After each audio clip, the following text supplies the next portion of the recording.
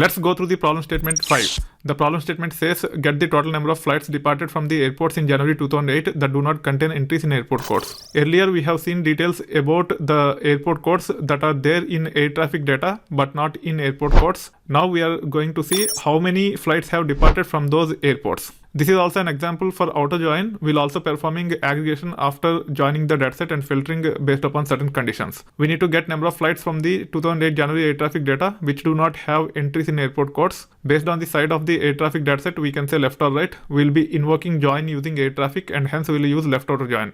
We will be performing join first and then we'll aggregate to get number of flights from the concerned airports.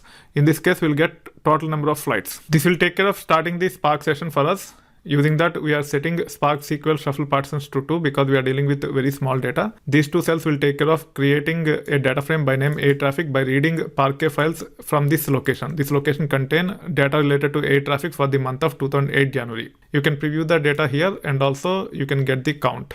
We have 605,659 flights which are either departed or scheduled for the month of 2008 January. Now these three cells will take care of creating a data frame by name airport codes. It will get all the valid airport codes from our dataset. The dataset is in this location. We have 524 valid airports as part of this data frame called as airport codes.